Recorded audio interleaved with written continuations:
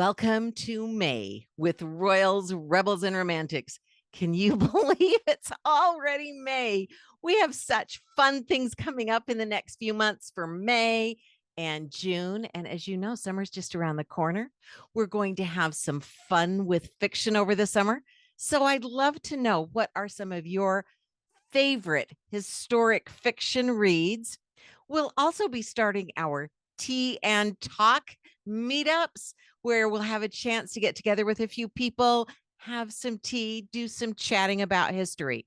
Our first two are going to be planned for Washington, D.C., Virginia area, and we're trying to put one together also in New York City. So if you're interested, please let me know. And now, sit back, enjoy our wonderful guests on Royals, Rebels, and Romantics. Welcome, everyone, to another episode of Royals, Rebels, and Romantics. I'm delighted to be joined by someone who is going to give us some instructions about how to survive in Tudor England. So, Toni Mount, welcome to the podcast, and thank you so much for joining us. It's just wonderful. It's lovely. Thank you very much to me, Caroline. I'm delighted to be speaking to you in the States. Well, I'm really excited. So I always like to start by asking, what made you so interested in history? And you've written more than one book about surviving, and feel free to hold up your most recent one. We'll be focusing on surviving in Tudor times. Yeah, in Tudor England. There it is. There it is. So yes. What made you interested in pursuing Tudor history and also medieval history through the idea of how to survive? Right. Well, history. It wasn't school that got me into history. History at school was just so boring. But after I left school, a few friends and myself, we got into historical novels, passing them around. And I got to wondering, how true is the background to these novels? How realistic are they? So I began to read factual history books. And the more I read, the more I loved it. And the novels we've been reading were mostly set in the Middle Ages. And so they were the books I started with. And they were just so exciting. Plus, the historical personalities were brought to life because of reading the novels, where a novelist is allowed to say what the king thought or how the queen felt, which you can't get from the history books. And that combination I just find irresistible. Oh, that's wonderful. And it's certainly true that you can feel like you really get inside the character's head in historic fiction. I mean, you read about what they thought and how they felt. That's a great point. So is that how you started thinking about surviving during that tricky time of, the Middle Ages? Well, I'd written a couple of factual books for one particular publisher. And then out of the blue, I got an email from another publisher. And they'd actually begun a series on how to survive in. They'd done ancient Rome and ancient Greece, and I think somebody was doing ancient Egypt. And they had read some of my medieval stuff, and they said, would I like to write the next one in the series, How to Survive in medieval England. So I jumped at the chance, especially since the remit included interviews with personalities of the day.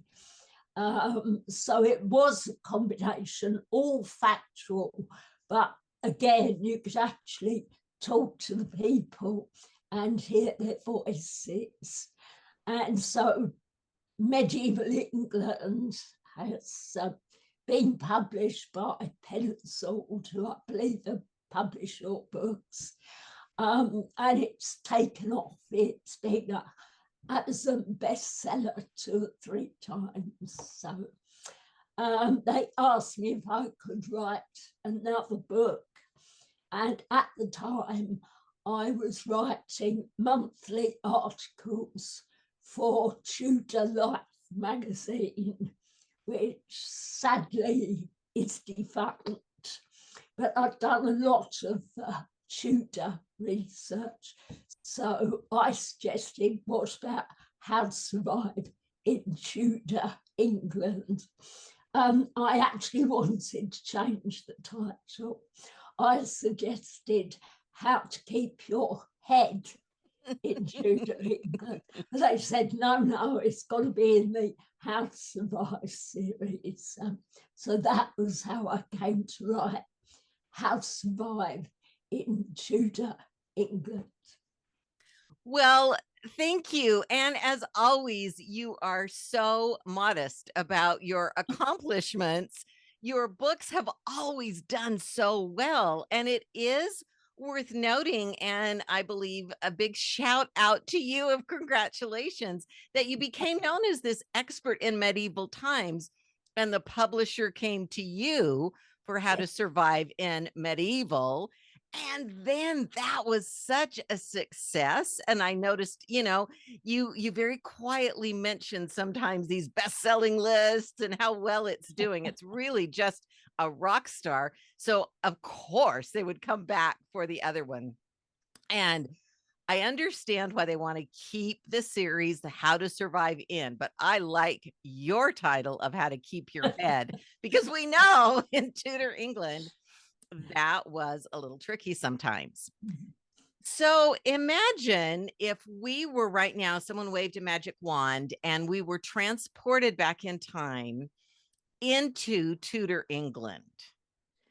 So if we're not at court, and there's sometimes a lot of emphasis at court, one of the things I love is that you take us outside what we already know a little bit about at court. But if we were sort of plopped in history, not at court, what might we find ourselves needing to do? What might be some dangers facing us in Tudor England? What would we need to survive? Well, I would suggest before you wave the magic wand that you get your vaccinations of just about every ailment you can think of. Plus take your malaria pills, because there was still malaria in southern England at the time. They called it the ague. And also, I would suggest you try and sneak in some antibiotics. Okay.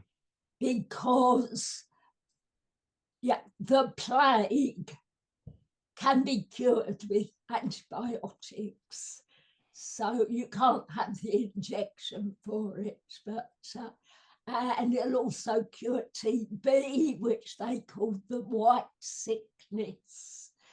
And the other real dangerous disease at the time was called the sweating sickness.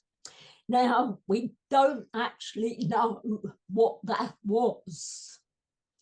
It seems to have been a bit like a very potent version of COVID. It affected the respiratory system. But they said that people who were healthy at lunchtime could be dead by bedtime. It literally filled your lungs with fluid. And we don't know what that was, but maybe antibiotics would help with that as well. Also, injuries could prove fatal. Very small injuries like a splinter could turn septic. So antibiotics might help with that.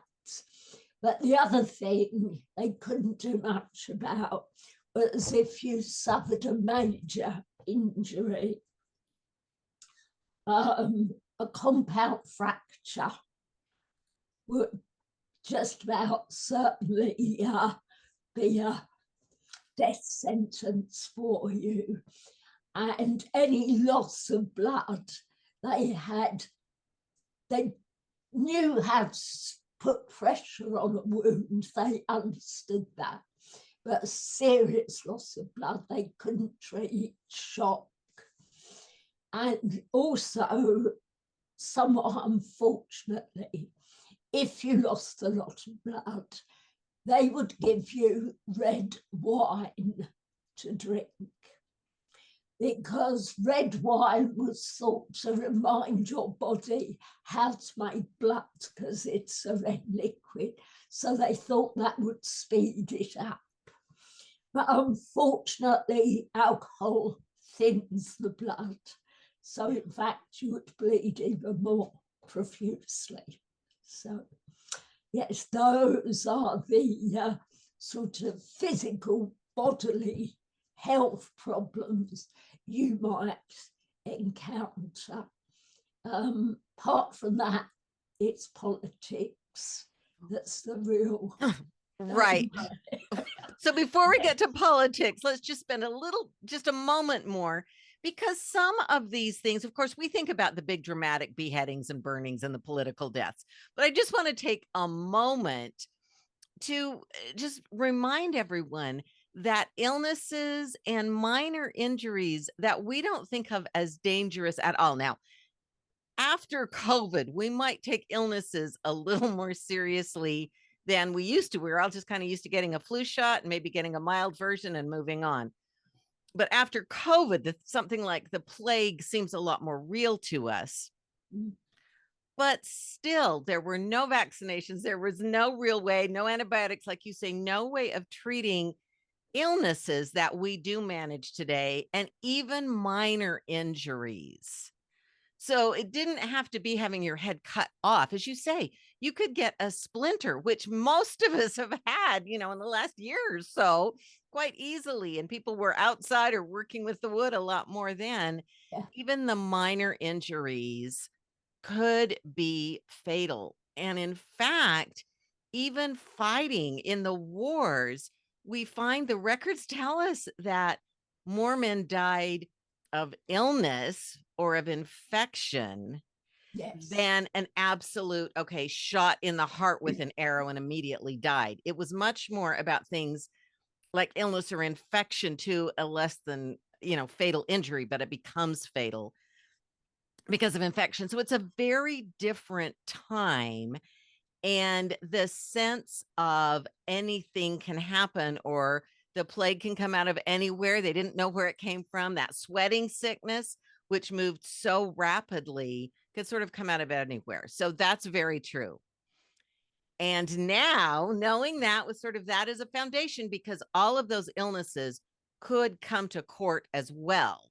And we certainly do see, members of the nobility and members of the court getting these illnesses. But the politics are a whole other issue. So let's talk about some of the dangers of the politics and things that can happen at court and in some of those public spaces. Well, politics, of course, the really big events of the early Tudors was the Reformation of the church and the dissolution of the monasteries. Now, that was Henry VIII obviously, but it was partly political, partly financial, and of course his personal desire came into it.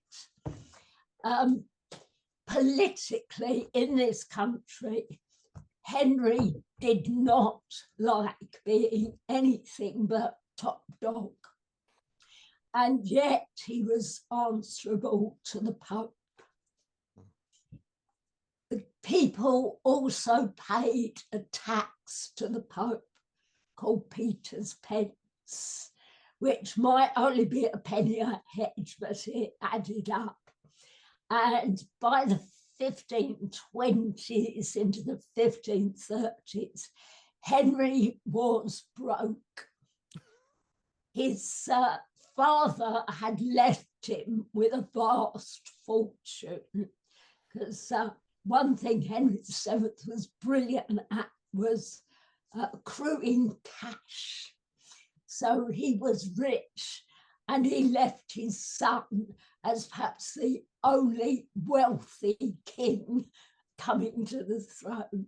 But by the 1520s, within 10, 15 years, Henry had spent a lot. So it was financial. If he can stop the people having to pay a tax to Rome, it could go into his coffers.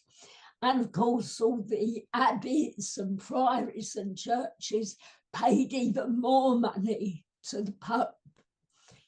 If that was going into Henry's coffers, things would look a lot brighter. So finally, he sets his eyes on Anne Boleyn, and knowing his wife, his loyal, loving wife, Catherine, has failed to produce a son, and she's now beyond childbearing age, Henry thinks, right, well, I'm going to write to the Pope, I'm going to tell him about my problems, and he'll grant me a divorce.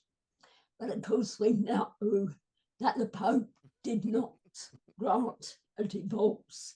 So Henry was answerable to a Pope who wouldn't appreciate him or do what he said. He was broke, and he wanted to be top dog. So all those things come together in the Reformation.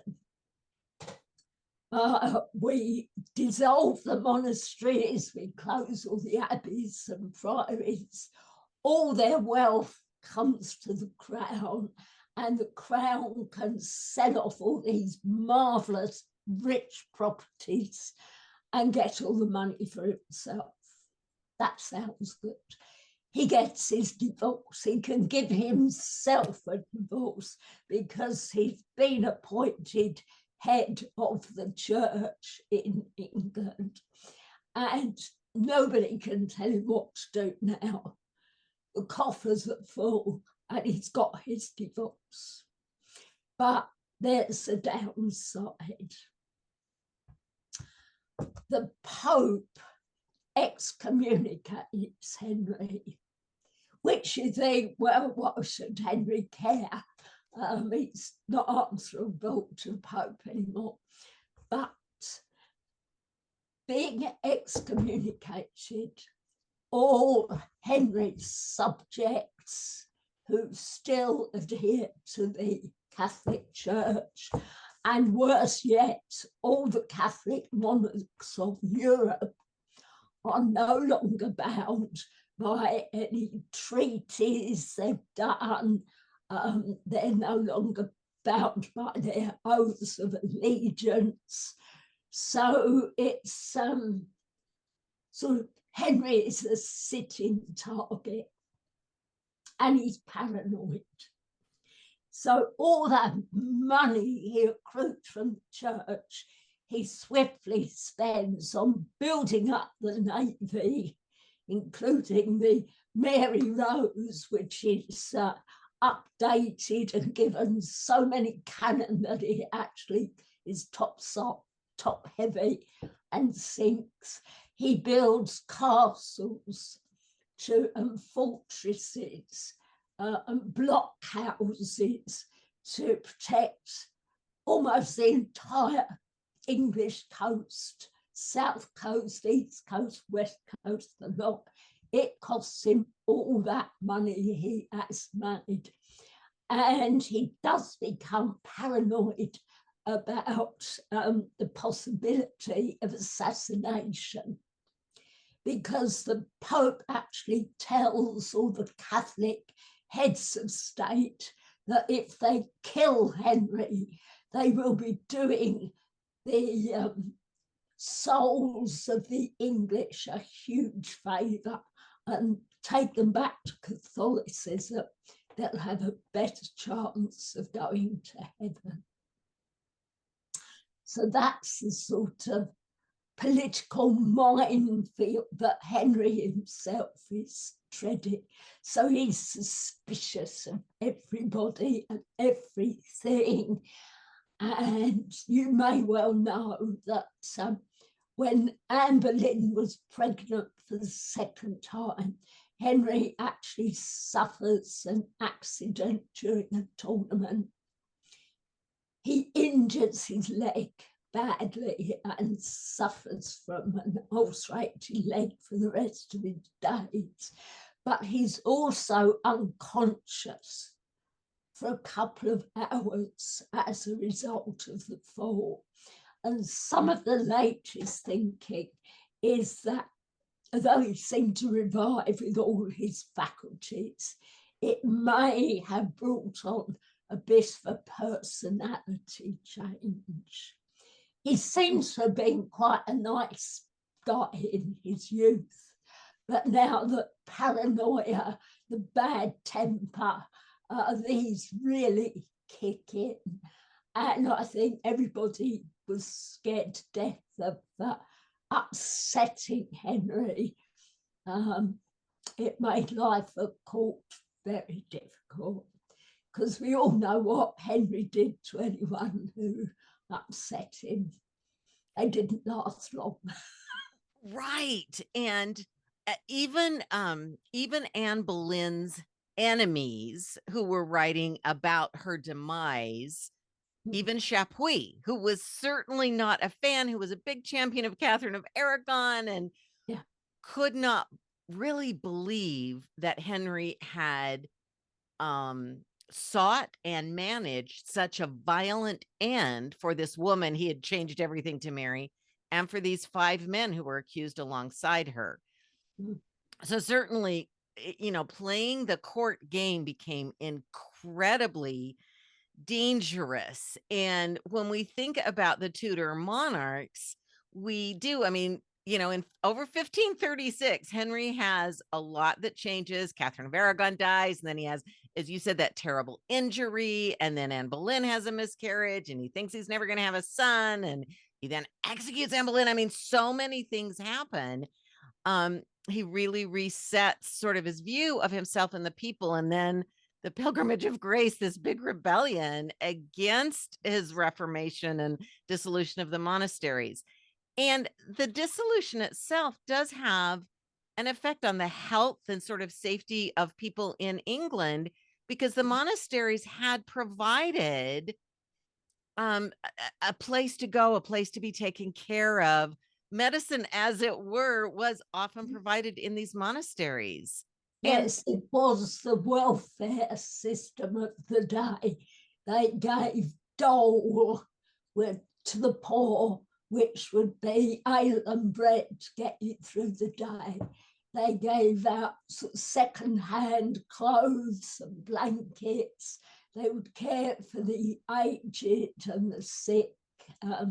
Yes, and all that swept away.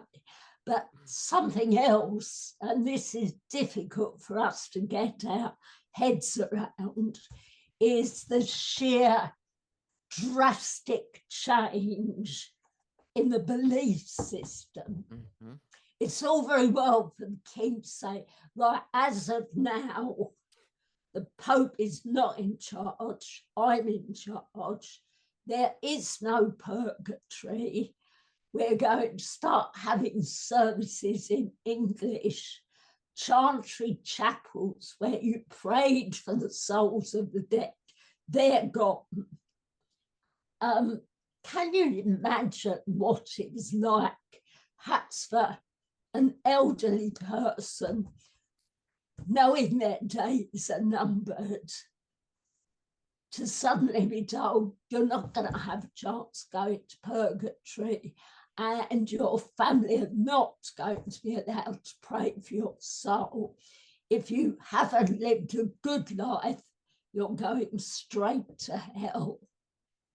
I mean, how terrifying must that be? Right. Thinking, oh God, I'm already 95. How long have I got to do all the good works I should have done, put everything? Must have been terrifying, because we're talking about eternity. That must have been so scary. Right. And the belief system at that time, and you mentioned today we might not have beliefs that drive our lives as much as they did then. Yes. But they really lived according to a system of beliefs that was overturned by Henry, and that was pushed in a different, or at least much, much further direction by Edward. And then Mary comes along and turns it upside down again. So people who had established belief in the Edwardian or the Reformed Church, now they're told, okay, we're all going back to Catholicism.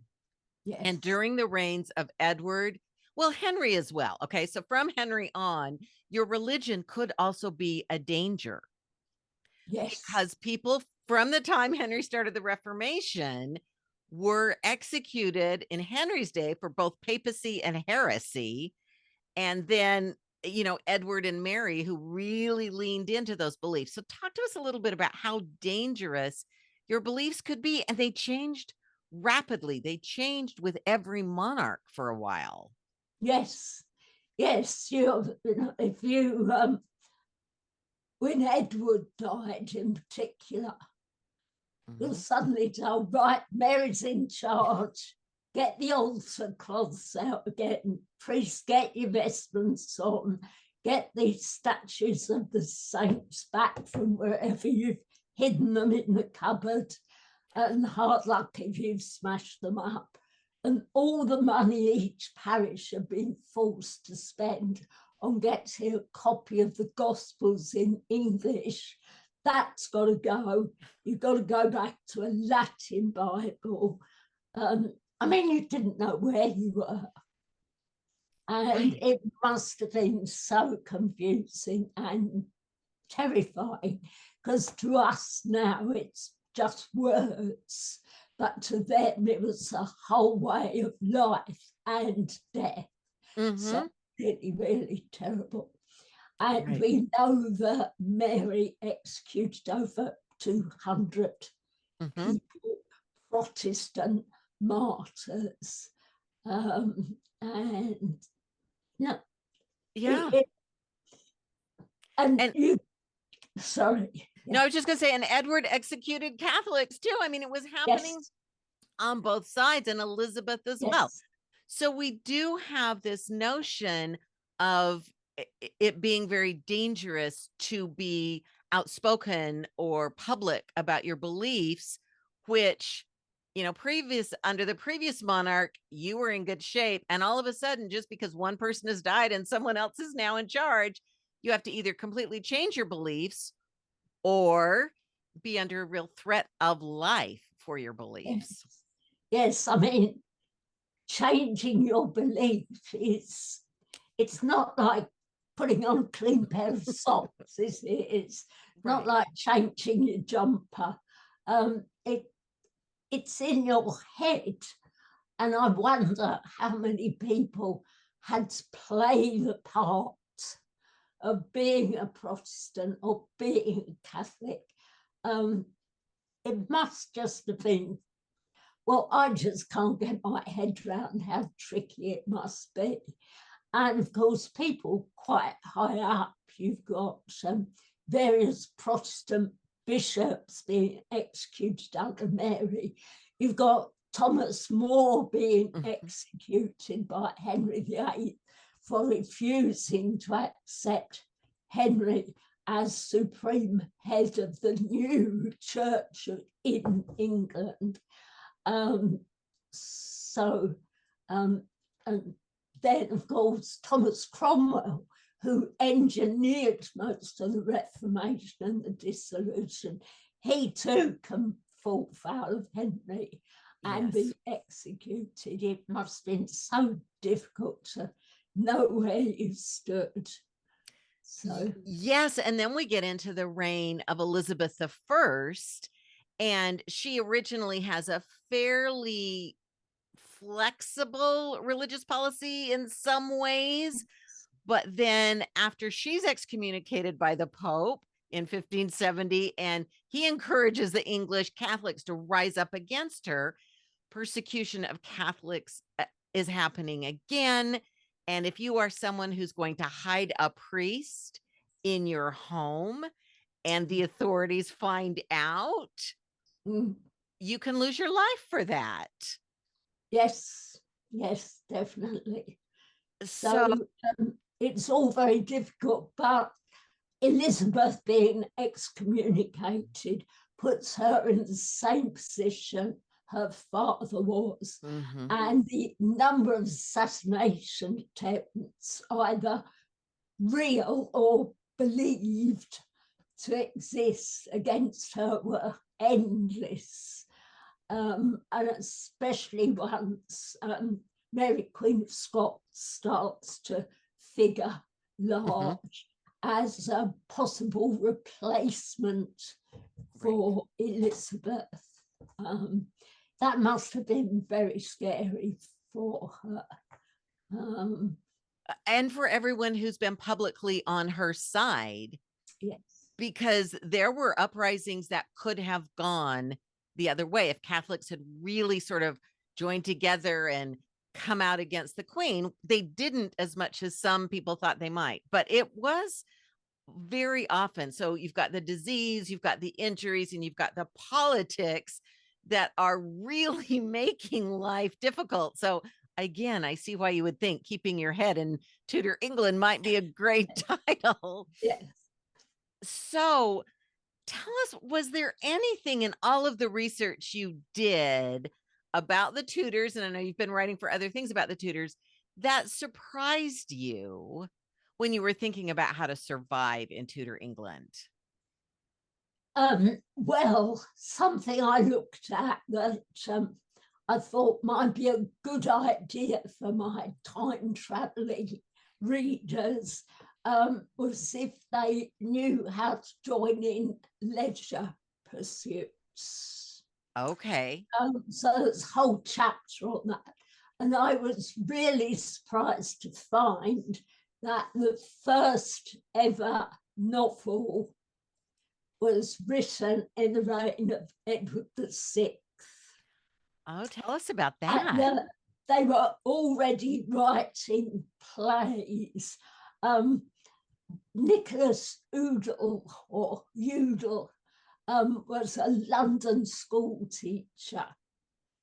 And he wrote a super play called Ralph Roistered Oyster. And it's a real farce. It's all about mistaken identity, and he's got a sidekick who's much cleverer than he is, and he's a real idiot trying to pursue his lady love, who's not the least bit interested. And when I read it, I thought, at school, I studied Hamlet, which, let's face it, brilliant play, but for a teenager studying it for exams, oh, how boring. And there's Ralph Roistered Oyster from, Edward's reign. And I thought that would have really gone down much better with the teenage students of Tudor literature. So why don't we do that? And the first novel is called Beware of the Cat. It is not one for cat lovers. Uh-oh. Because the cat's a real bad. The cat is evil. But it's fantastically written. It's a long, it's got narratives from half a dozen different characters, and yet they're all interwoven as separate stories. And it's written at the end of Edward VI's reign. So it's got a very definite Protestant angle. It makes fun of stupid Catholics who believe in, are very superstitious. But then King Edward died, so the book was put on hold because didn't want to publish it during Mary's reign. So it's actually published around 1560. And it's so cleverly written. So, you know, the literature side had already taken off before you get to Shakespeare and Edmund Spenser, people like that. English literature was already out there and much more fun, I think, than some of the stuff we're made to study. I love that. I love the idea of novels, which really are just for pleasure. I mean, that's pleasure reading. And I think it's really fascinating to see that publication delay because, again, the change of monarch means, oh, this is not going to fly during the reign of Mary. We're going to get in big trouble. But it could be published once Elizabeth came to the throne. So I like that idea of one of the ways to have better health is to participate in some of these leisure activities, right? To get away from maybe the dangers of court life and, you know, get out and read or see these funnier plays or entertainments. Are there other things people could do at that time to try and be healthier? Oh, that's difficult. No, the nobility had time for games, sports and things. Henry VIII, in his wardrobe inventory after his death, it was actually a pair of football boots. Oh, okay. But football was banned for the common people because they should be still practicing archery, because Henry was ever hopeful of a second Agincourt. Never happened, of course, but yes, so football was banned, most sports were banned. You weren't allowed to play tennis unless you were noble, and even things like bowls. We know that Henry had bowling alleys in his palaces, but that wasn't really allowed for ordinary people. You were supposed to work and pray, and that was it, really. Not much fun. And of course, an awful lot of people in Henry's reign suffer the worst of unemployment, high inflation. All these things were really taking off. And because of the closure of the monasteries, no welfare system to help you out. In the countryside, there were the enclosures going on. The landlords were fencing and hedging their fields, keeping sheep, which were profitable. The wool brought in the cash. And better still, you only needed a couple of shepherds to look after hundreds of sheep, with a bit of extra help at lambing time and shearing time. So you didn't have to pay the labourers. So that meant an awful lot of country folk were out of a job. They didn't have money. They were no longer allowed to grow the crops they used to grow because it was all turned over to grass for the sheep. So it was mass migration from the countryside into the towns, overcrowding, lack of sewage systems, little understanding of hygiene. It was going to be bad. And you end up with all these unemployed, fit, healthy people. And you weren't allowed to beg without a license. The deserving poor got a license. That is, those who were too old or too sick or disabled to work. But fit, healthy people did not get a license, and neither could they get a job. Prices going up, they just couldn't afford to live. Right. And, yeah, so a lot of them actually turned to crime. And crime was another thing that could result in a death sentence. Right. And it could also be dangerous to someone who was so desperate they were trying to steal. It could be dangerous for the person they were stealing from.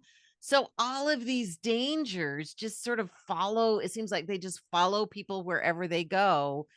And you can see why just surviving was so difficult. So a court for political and those kinds of reasons, but throughout the country, there are all kinds of things facing these people and making life very difficult.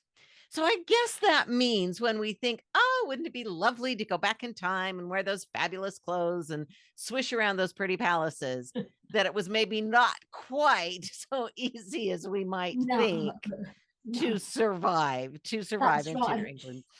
It's a bit of a cautionary tale. Bit of a cautionary tale.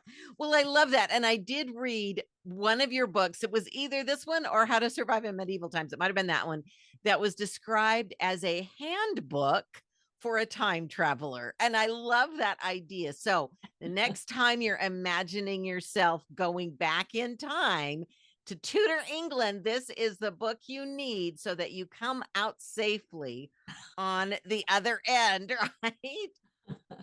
So tell us, are you working on a new book now? Well, I've already written How to Survive in Anglo-Saxon England. Okay. That comes out in September. And I'm currently writing something it's a How to Survive, but very different. It's How to Survive in Russian-book Britain. So it's the Second World War and just after. So that's had to be an awful lot more research, but I'm finding it fascinating. Well, you are really going all through time then, all the way back, all the way forward. So that's great. Yes, I must tell you, one of the best sources, if you ever come across it, is a little book published in 1942 called A Handbook for American Servicemen in Britain. Oh, how interesting. Yes, it's a little book. It's about 30 pages, a little hardback, little square book. It was meant to go in their pocket. And it is one of the best sources I've ever come across, because like time travelers, the servicemen, the GIs coming to Britain, were coming into a rather strange world where things were the same but different. Yes. And they were advised not to pick holes in the scruffy British because clothes were on the ration. And even soap was rationed. So saying if the Britons smell a bit, don't complain about it. It's not that. Oh, that's great. Well, that is something for all of us to look forward to. So by the time we've read your books, we can survive in any time period. And that is good to know. So handbooks for all your historic time travel, no matter how far back you're going. Well, this has been such a treat to get to hear about surviving in Tudor England and other times. Thank you so much for being with us. Now tell us, and I will put all this in the show notes, of course, but how can we follow you on social media?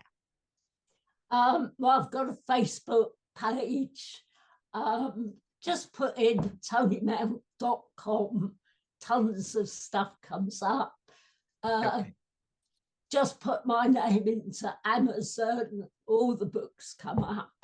Oh, and congratulations on your Tudors by numbers. Oh, thank you. I can see behind you. Yes, I do have that up behind me. Thank you. Yes, Toni and I did with Brigida Webster did a little promo together earlier. So we are book buddies, which is one of the reasons I was so excited to have her on chatting with me. Well, thank you so much. I will put all your information in the show notes so we can get a hold of all your books and get, updates on what's coming soon. So we have Anglo-Saxon and then Ration Book Britain. So we have a good wide range of history to survive, and that'll be good for all of us. So thank you, Toni, so much for joining us today on the podcast. Well, thank you, Caroline, for inviting me. It's been a delight. Well, getting dark here. Yes, it is getting dark. I can see you're getting dark. Yes, we're in different time zones and everything. So she is joining us late into the evening, and we appreciate it. Thank all of you for listening, and join us again soon. Thank you. Bye, everyone. Thank you for joining us on Royals, Rebels, and Romantics. I really appreciate your listening. Would also love it if you'd leave a rating. Tell me what you thought. Maybe share with a friend. Really helps. I also want to give a huge shout out to all of my wonderful patrons. If you've ever considered joining the patron family, this is a really great time. Thank you all for being part of this journey as we look at all of the ways that history shows us what's possible. Thank you.